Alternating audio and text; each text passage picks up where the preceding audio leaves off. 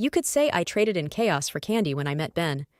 My days used to be filled with managing disasters and cleaning up corporate messes, but then love swept in, and before I knew it, I was knee-deep in sugar and spice, and everything nice at Sugar Haven, Ben's family candy store. It wasn't long before I took over the store's finances, and we started to see some real success. "Good morning, love." Ben greeted me one Monday as I stepped into the sweet aroma of our shop. His smile was infectious, and despite the tension that was brewing, it was a reminder of why I was here. "Morning," I replied, flipping through the mail, bills mostly, which I had learned to manage like a pro. "Sales are up this month. That new chocolate line is a hit," I said, trying to keep things positive. Ben just shrugged, a bit too casually. "Yeah, well, that's all you, isn't it? Mom still thinks I'm the candy king." He chuckled, but I could tell the words weighed on him more than he let on. Speaking of the devil, Linda waltzed in, all smiles and no sense of personal space. "Benjamin, my boy, you've outdone yourself. The store looks fabulous," she beamed, patting her son on the back. Her gaze then slid over to me, and her lips pursed just slightly. "Anna, still playing shopkeeper, I see." I let out a soft sigh. "Good morning, Linda, and yes, playing shopkeeper is keeping us in the black," I responded, keeping my tone even. It was too early for a spat, and the last thing I wanted was to give her the satisfaction of seeing me ruffled. She tisked, waving a hand in dismissal. "Numbers, numbers. You should leave that to the accountants and help my son with the real business." Her eyes glinted with that all-too-familiar mix of disdain and condescension. Before I could answer, Ben stepped in. "Mom, Anna's doing more than fine. We're doing great because she's got a head for business." He slipped an arm around my waist, a silent show of solidarity. Linda sniffed, clearly not convinced. "Well, as long as my boy is happy, I suppose that's what matters." And with that, she flounced off to the other side of the store, presumably to find some other way to remind us of her presence. Ben squeezed my side apologetically. "Don't let her get to you," he murmured. I shook my head, forcing a smile. "I'm not. Let's just focus on the shop, okay?" And focus we did. With each day, Sugar Haven became more than just a candy store. It was our little piece of paradise. At least that's what I thought until everything began to crumble. I started noticing the changes when the deliveries got more frequent, and they weren't full of sugar or spice, but things that had price tags that made my stomach drop. "Another package, Ben?" I asked one evening as I locked up the register. I held up a sleek gadget still in its shiny packaging. It looked expensive. "Oh, that's the new phone I ordered," Ben said with a grin as he cut open the box like a kid on Christmas. "Top of the line." I raised an eyebrow. "Don't we have other things to invest in? The mixer in the back has been making that funny noise." Ben dismissed me with a wave of his hand, his attention fixed on peeling the protective film off his new toy. "It's fine, Anna. We've got to treat ourselves too, you know?" A part of me wanted to argue, to remind him of the thin line we were walking financially, but I bit my tongue. It wasn't just the phone either. Linda had taken to showing off new outfits every other week, parading through Sugar Haven like it was her personal runway. "Anna, look at this dress, isn't it just darling?" Linda twirled in a floral number that had to cost more than we made in a day. "It's nice," I said, keeping my voice neutral. "But aren't we supposed to be saving up to fix the sign out front?" Linda scoffed, patting her son's cheek. "Nonsense! The store is doing wonderfully. Benjamin, tell her." Ben, who had been half listening, nodded along. "Yeah, we're doing great, Anna. Don't worry so much." That was the problem, though. I did worry. I worried every time I looked at our books and saw the numbers that didn't add up. Doing great wasn't the term I would use when every profit we made was being swallowed by personal purchases. "Look, I'm just saying we should be careful." I tried again later that week as we sat down to look at our finances. "Maybe we can set a budget for personal expenses?" Ben looked at me like I'd suggested we sell the store and become circus performers. "A budget? Come on, Anna, we're not that bad, and it's not like you to be stingy." It stung, that word, stingy. I wasn't being stingy. I was being sensible. "It's not about being stingy, Ben. It's about being smart. We have to think about the future of Sugar Haven." He didn't seem to hear me, though, already scrolling through a website for another purchase. "You worry too much," he said, half distracted. "It'll all work out." Things took a turn when Linda decided to bring in some extra help. It was a Tuesday, I remember, because Tuesdays were inventory days, and I was elbow deep in organizing our latest shipment of candy jars when she walked in, arm in arm with a girl who couldn't have been older than 20. Anna, this is Tessa, Linda announced with a flourish. Tessa, dear, this is Anna, my son's assistant. I straightened up, wiping my hands on my apron. Nice to meet you, Tessa, but I'm actually the co-manager here. Tessa offered a smile that didn't quite reach her eyes. I've heard a lot about you. I'm really excited to be part of the team. I glanced at Linda, whose smug look was enough to tell me she hadn't consulted Ben about this new development. What exactly will Tessa be assisting with? I asked, trying to keep my tone friendly. Oh, she's going to be helping out with the business side of things. You can only do so much, after all, Linda said, with a dismissive glance at my inventory list. I nodded, still a bit confused.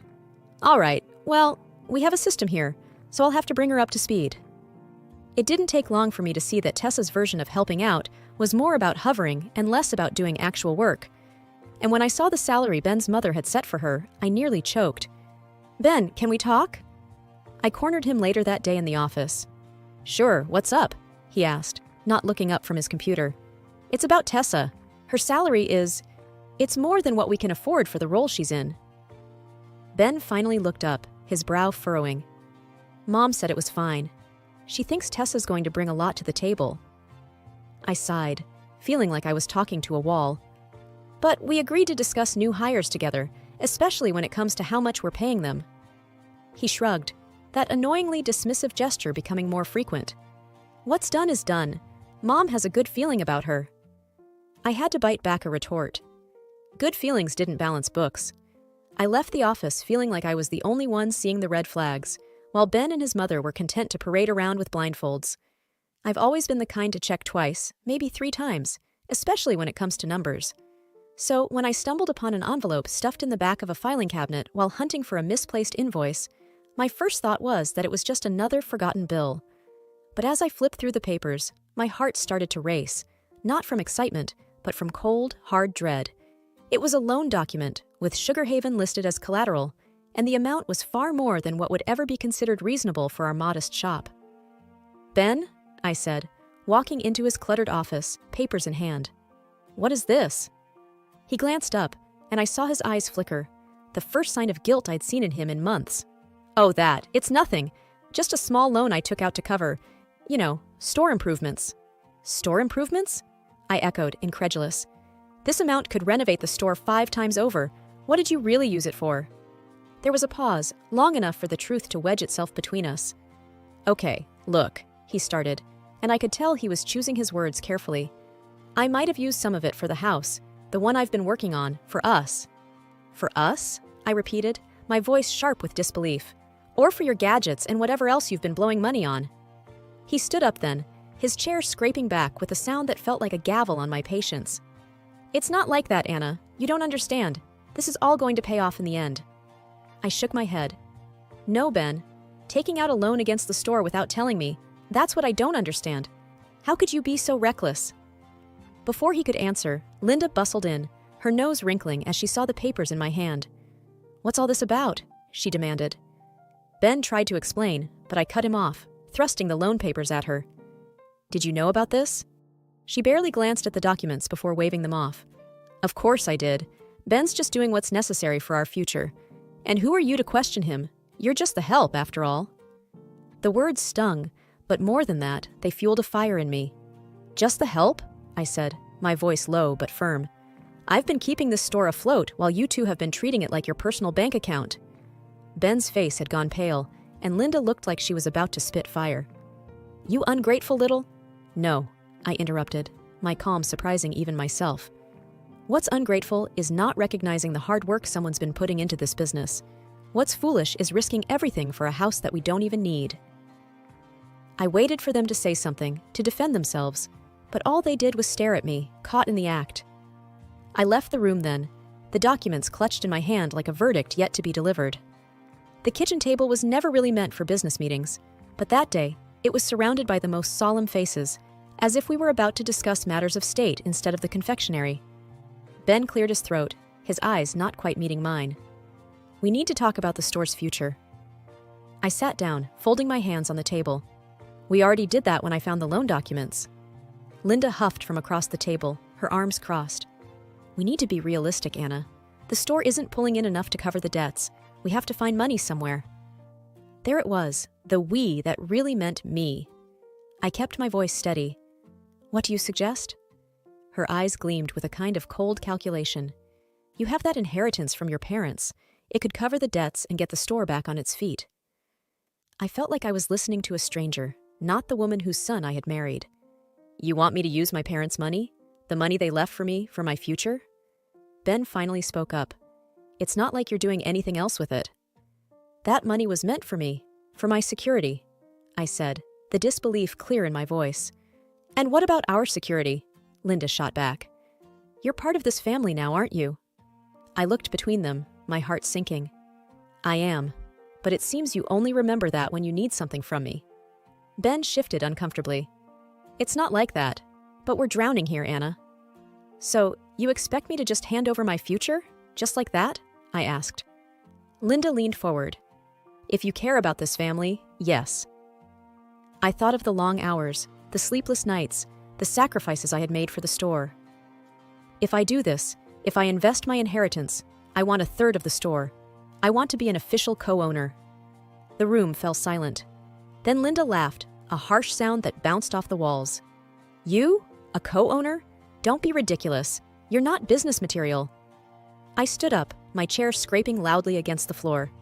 Then you find another way to cover your debts, because my inheritance is not your emergency fund. Ben's face was unreadable, but Linda's was red with anger. You'd let this family business go under? I've tried to save it, I said, my voice quiet but firm. But I won't set myself on fire to keep you warm. I wasn't one for late-night visits to the shop, but something in my gut told me to go to Sugar Haven that evening.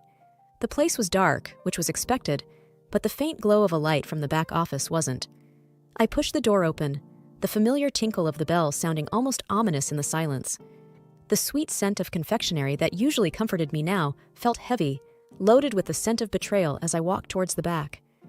The murmurs from the office grew clearer as I approached, and then I saw them through the partly opened door. Ben, with his arms around the new assistant, Tessa, who giggled at something he whispered in her ear. I pushed the door open fully, and they sprang apart, their expressions turning from shock to guilt within seconds. Anna, Ben stammered, straightening his shirt. What are you... It's not what it looks like. I crossed my arms, feeling a cold calm settle over me. Really? Because it looks like I just caught my husband with his arms around another woman. Tessa was smoothing her hair back, looking anywhere but at me. We were just going over inventory. At midnight?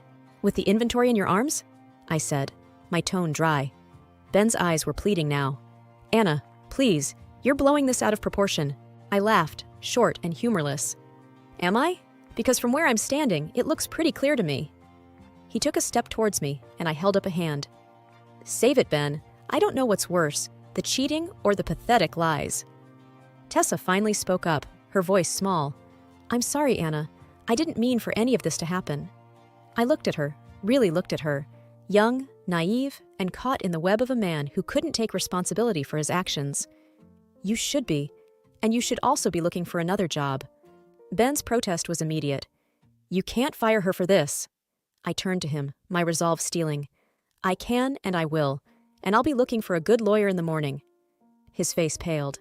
Anna, please, let's talk about this. There's nothing to talk about, I said, cutting him off. You've made your choices. Now you get to live with them. I didn't wait for his response. I walked out of there with my head held high, the sound of Ben calling after me fading into the background. The morning after, I caught Ben was bright, a stark contrast to the mood in our home. I'd spent the night at my own place, the one I kept as a rental property. As I sat at the kitchen table, my phone buzzed with a message from Ben. I considered not even reading it, but curiosity got the better of me. It was a photo of a bank letter addressed to Ben, the words, "Final notice," and "immediate repayment required," standing out. Beneath it, he'd typed a message. We need to talk. This is serious.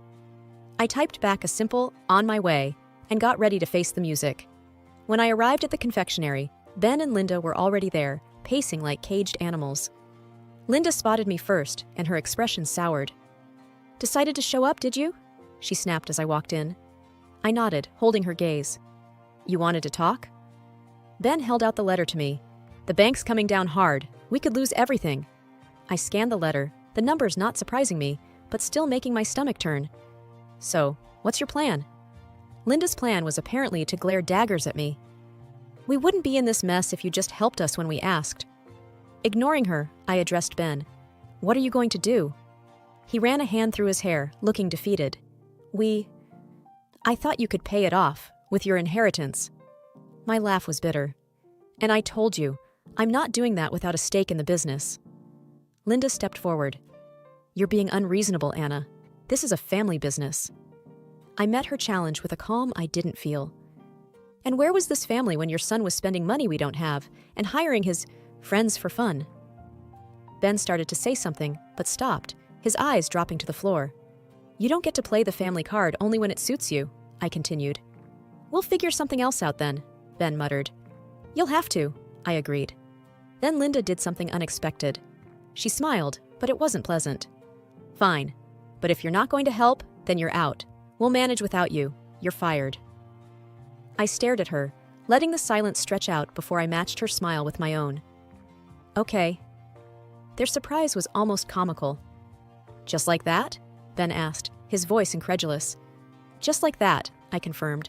But I want you to know, I took photos of you and Tessa. I have records of all the money you've wasted. If you think you can fire me and sweep all this under the rug, you're wrong. Linda's smile vanished. You wouldn't dare. Oh, but I would. And when I leave, I'm taking all my hard work with me. You can explain to the bank why the business is about to tank without the person who was actually running it. Months had passed since I last set foot in Sugar Haven, and life had taken on a new kind of normal. The crisp sound of papers, the hum of focused conversations, and the sight of a crisis managed and resolved. These had replaced the scent of sugar and spice.